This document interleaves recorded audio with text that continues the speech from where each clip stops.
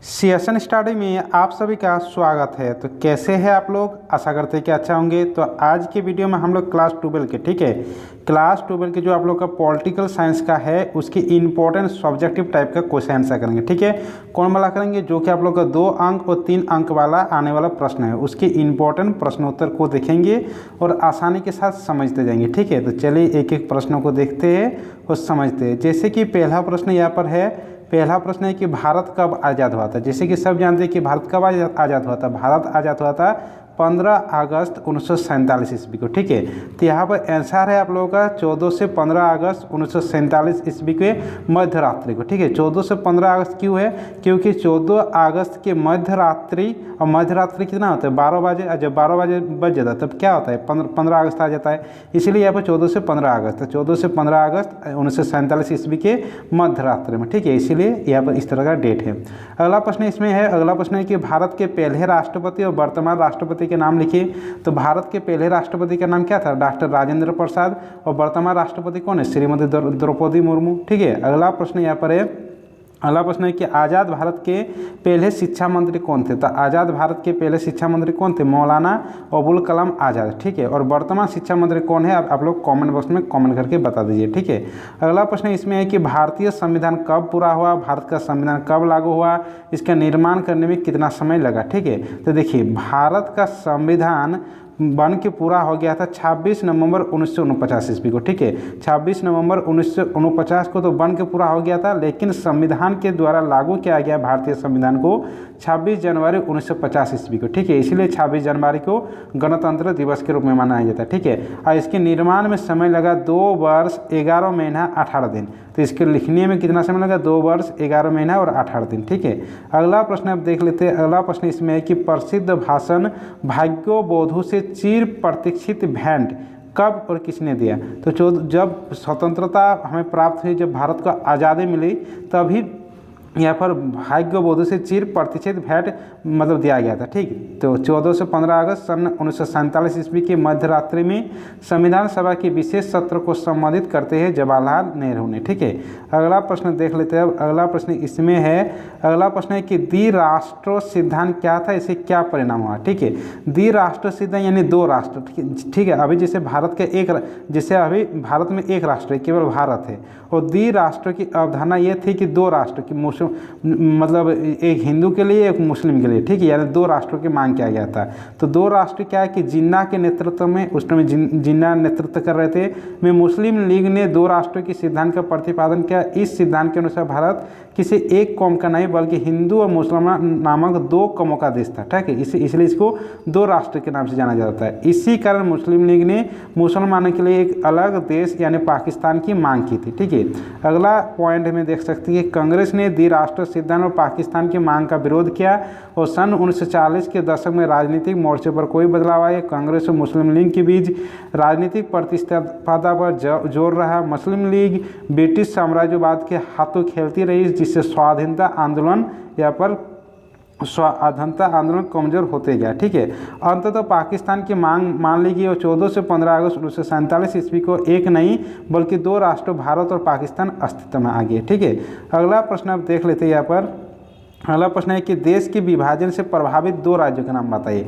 तो 2 राज्य कौन है? एक पंजाब है और एक पश्चिम बंगाल है। ठीक है, अगला प्रश्न इसमें उसी प्रश्न के ऊपर घुमा फिरा कर लिख दिया कि भारत के विभाजन में किन 2 प्रांतों को भी बंटवारा किया गया? तो बंगाल और पंजाब को। ठीक है, अगला प्रश्न है कि धर्मनिरपेक्षता का सिद्धांत क्या है। तो धर्मनिरपेक्षता, जिसको पंथ निरपेक्षता के नाम से जाना जाता है, तो धर्मनिरपेक्षता क्या है कि भारत के किसी भी नागरिक को किसी भी तरह का धर्म मतलब वो पालन कर सकता है, उसको धर्म पालन करने की स्वतंत्रता है, और किसी भी व्यक्ति को धर्म अपनाने के लिए उसको दबाव नहीं दे सकते, वो स्वतंत्रता है, वो चाहे किसी भी धर्म को अपना कर सकते हैं। ठीक है, ये है धर्मनिरपेक्षता का सिद्धांत। तो धर्मनिरपेक्षता या पंथ निरपेक्षता एक आधुनिक राजनीतिक अवधारणा है। इसका अर्थ यह है कि राज्यों की तरफ से नागरिकों को किसी विशेष धर्म के पालन के लिए बाध्य नहीं किया जाएगा, बल्कि प्रत्येक नागरिक अपनी अंत आत्मा की आवाज़ पर किसी भी धर्म को पालन के लिए स्वतंत्रता होगा। राज्य ये सुनिश्चित करने का प्रयास करता है कि एक धर्म दूसरे धर्म पर हावी न होने पाए तथा यह धर्म के आधार पर किसी प्रकार के भेदभाव का प्रतिबंधित करती है। ठीक है, अगला प्रश्न इसमें है कि महात्मा गांधी की दो प्रमुख सिद्धांतों के नाम लिखिए। तो महात्मा गांधी की दो प्रमुख सिद्धांत क्या है?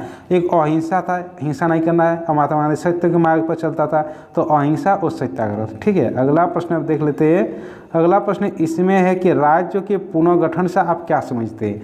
तो राज्य का पुनर्गठन, जिसे स्वतंत्रता प्राप्ति के बाद राज्यों की सीमा का निर्धारण एक जटिल समस्या थी। देशी रियायतों के विलय के बाद भाषा के आधार पर राज्यों की सीमा रेखा तय करने का निर्णय लिया गया। जैसे कि भाषा के आधार पर पहले राज्यों का गठन आंध्र प्रदेश में किया गया था। कब किया गया था? 1956 में। ठीक, 1956 के राज्य पुनर्गठन अधिनियम की रिपोर्ट के आधार पर देश के उस समय थे 14 राज्य और 6 संशासित प्रदेश विभक्त किया गया था। ठीक है, उस टाइम पर 14 राज्य थे और 6 केंद्र शासित प्रदेश थे, लेकिन वर्तमान समय में 28 राज्यों और 8 केंद्र शासित प्रदेश है। ठीक है, अगला प्रश्न इसमें देख लेते हैं कि राज्य पुनर्गठन आयोग का गठन कब किया गया और इसके अध्यक्ष कौन थे? तो राज्य पुनर्गठन आयोग का गठन किया गया था 1953 ईस्वी में, और इसके अध्यक्ष कौन थे? न्यायमूर्ति फजल अली। ठीक है, तो राज्य पुनर्गठन आयोग का गठन 1953 ईस्वी में हुआ, इसके अध्यक्ष कौन थे? न्यायमूर्ति फजल अली। ठीक है, अगला प्रश्न देख लेते हैं। अगला प्रश्न देखते हैं कि राज्य पुनर्गठन आयोग की सबसे महत्वपूर्ण सिफारिश कौन सी थी? तो राज्य की सीमाओं का निर्धारण वहाँ की बोली जाने वाली भाषाओं के आधार पर होनी चाहिए। ठीक है, अगला प्रश्न देख लेते हैं इसमें। अगला प्रश्न इसमें है कि भारतीय संघ के जम्मू कश्मीर को दिए गए विशेष हैसियत की चर्चा करें, अथवा इस प्रश्न के इस तरीके से पूछ सकते कि संविधान की धारा 370 की अंतर्गत कश्मीर को किस प्रकार विशेष राज्यों का दर्जा दिया गया था, अथवा भारतीय संविधान के अनुच्छेद 370 क्या है? ठीक है, देखिए पहले क्या था कि जम्मू कश्मीर था, इसको अलग राज्यों की दर्जा दिया गया था। ठीक है, और भारत के जो संविधान थे उसका अलग संविधान था, वो दर्जा दिया गया था। लेकिन 2019 में 370 की धारा जो अलग दर्जा दिया गया था उसको हटा दिया गया है। तो यहाँ पर लिखने ही बोला गया कि क्या दर्जा दिया गया था? 370 का दर्जा। तो जम्मू कश्मीर के संविधान के अनुच्छेद 370 के अंतर्गत विशेष दर्जा दिया गया था।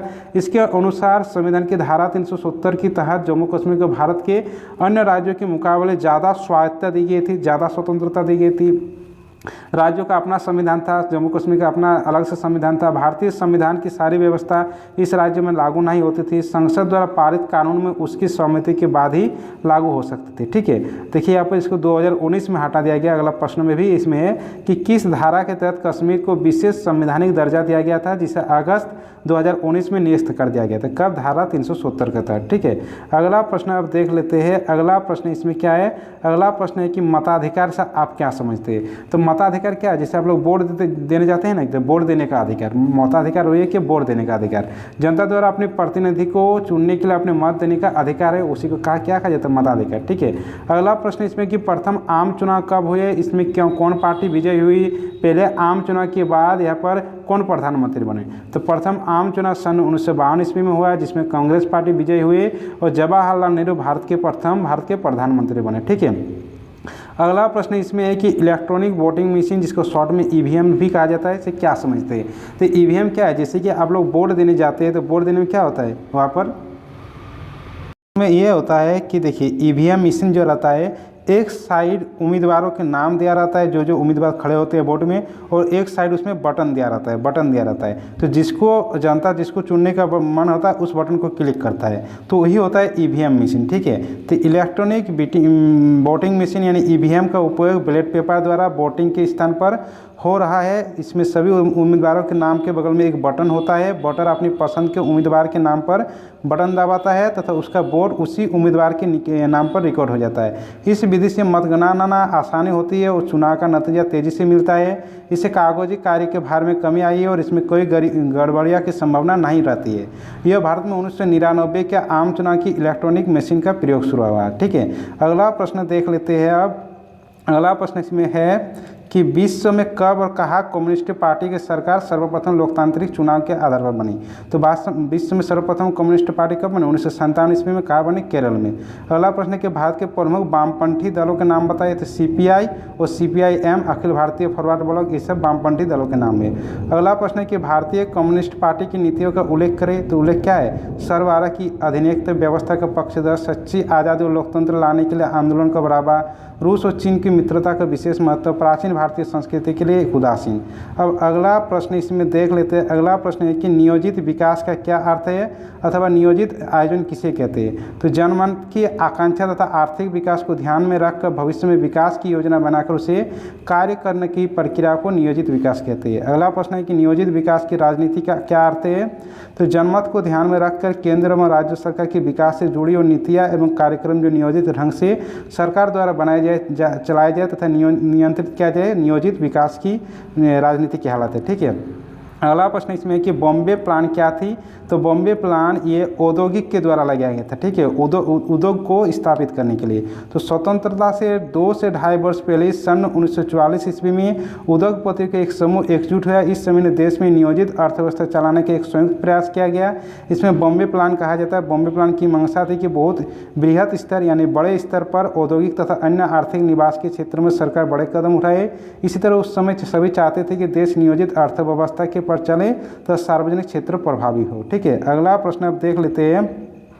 अगला प्रश्न इसमें है कि योजना आयोग को किस वर्ष उन्मूलन कर दिया गया और इसके स्थान पर किस आयोग का गठन किया गया। उन्मूलन यानी कब समाप्त किया गया। योजना आयोग का गठन जैसे कि 1950 ईस्वी इसमें इसका गठन हुआ था और इसको उन्मूलन किया गया 2014 ईस्वी में नरेंद्र मोदी के द्वारा। ठीक है। और 2014 ईस्वी में इसको समाप्त किया गया और इसके स्थान पर नीति आयोग लाया गया। ठीक है, नीति आयोग लाया गया और नीति आयोग 1 जनवरी 2015 ईस्वी को लाया गया। ठीक है। तो योजना आयोग का उन्मूलन यानी समाप्त कब हुआ। वर्ष 2014 में योजना आयोग को उन्मूलन कर दिया गया और इसके स्थान पर नीति आयोग का गठन किया गया। ठीक है। अगला प्रश्न इसमें है कि नीति आयोग का गठन कब हुआ, इसके अध्यक्ष एवं उपाध्यक्ष कौन है। तो नीति आयोग का गठन 1 जनवरी 2015 हुआ और नीति आयोग का अध्यक्ष हमेशा प्रधानमंत्री होता है। तो नरेंद्र मोदी इसके अध्यक्ष है तथा पहले उपाध्यक्ष अरविंद परगनिया थे, लेकिन वर्तमान उपाध्यक्ष श्री सुमन बेरी है। ठीक है। अगला प्रश्न इसमें देख लेते हैं। अगला प्रश्न इसमें है कि प्रथम पंचवर्षीय योजना की काल अवधि बताइए। प्रथम पंचवर्षीय योजना में ज़्यादा जोर किस चीज़ पर जोर दिए गए थे। ठीक है, जैसे कि 12 पंचवर्षीय योजना हुई। यहाँ पर योजना का गठन तो 1950 ईस्वी में किया गया था, लेकिन पंचवर्षीय योजना की शुरुआत 1951 से की गई थी और 5-5 वर्ष से। 1951 से कब 5 वर्ष होगा, 1956। फिर 19 ये होगा पहली पंचवर्षीय योजना, फिर द्वितीय पंचवर्षीय योजना 1956 से 1961। इस तरह की पंचवर्षीय योजना बनाया गया था। कुल मिलाकर 12 पंचवर्षीय योजना बनाया गया। अंतिम पंचवर्षीय योजना 12वीं पंचवर्षीय योजना थी, जो कि 2012 से लेकर 2017 तक थी। ठीक है। तो पहली पंचवर्षीय योजना की कालावधि क्या है, सन 1951 से 1956 तक। प्रथम पंचवर्षीय इस योजना में ज़्यादा जोर कृषि पर किया गया था। ठीक है, कृषि और सिंचाई और विद्युत परियोजना पर थी। ठीक है। अगला प्रश्न है कि द्वितीय पंचवर्षीय योजना की काल अवधि बताइए। इसे किसने तैयार किया था। द्वितीय पंचवर्षीय योजना में किस चीज़ पर जोर दिया गया था। तो जैसे कि हम लोग देखे अब कि द्वितीय पंचवर्षीय योजना 1956 से 1961 ईस्वी में क्या हुआ था। इसे PC महालनोबिस के नेतृत्व में लाया गया था और द्वितीय पंचवर्षीय योजना में औद्योगिकीकरण की तेज रफ्तार पर ज़्यादा जोर दिया गया था। ठीक है। अगला प्रश्न इसमें है कि पंचवर्षीय योजना पर अमल करने की एक फ़ायदा बताइए। तो पंचवर्षीय योजना में अमल करने का एक फ़ायदा यह था कि सरकार के सामने अर्थव्यवस्था की एक बड़ी तस्वीर होती थी और वह अर्थव्यवस्था में लंबी अवधि में हस्तक्षेप कर सकती थी। ठीक है। अगला प्रश्न है कि द्वितीय पंचवर्षीय योजना में सार्वजनिक क्षेत्र को उद्योगों को विकसित करना संभव था। चूँकि इस अवधि में बचत और निवेश दोनों बढ़ रहे थे, इसलिए सार्वजनिक क्षेत्र को यहाँ पर विकसित करना संभव था। अगला प्रश्न है कि हरित क्रांति क्या थी। तो हरित क्रांति थी कृषि को उत्पादन को वृद्धि करने के लिए। ठीक है। तो कृषि के उत्पादन को वृद्धि करने के लिए सन 1966 ईस्वी में यहाँ पर हरित क्रांति लाया गया था। ठीक है। तो हरित क्रांति क्या है। तो भारत की खाद्यान्न समस्या को हल करने के लिए कृषि उत्पादन को तेज रफ्तार से बढ़ाने की रणनीति के तहत हरित क्रांति की शुरुआत की गई। सरकार ने उच्च गुणवत्ता के बीज, उर्वरक, कीटनाशक, बेहतर सिंचाई सुविधा बड़े अनुदानित मूल्य पर उपलब्ध कराया। इसके कारण गेहूं आदि खाद्यान्न की उपज में अच्छी वृद्धि हुई। ठीक है। तो ये था आप लोगों का पॉलिटिकल साइंस की इंपॉर्टेंट सब्जेक्टिव टाइप का प्रश्न होता है, जो कि 2 नंबर और 3 नंबर में आप लोगों का आने वाला है। ठीक है। तो चलिए सभी दोस्तों के साथ इस वीडियो को शेयर कर दीजिए, वीडियो को लाइक कर दीजिए। इस चैनल में कोई नए है तो चैनल को सब्सक्राइब कर दीजिए, साथ में बेल आइकन को प्रेस कर दीजिए। चलिए मिलते हैं अगले वीडियो के साथ।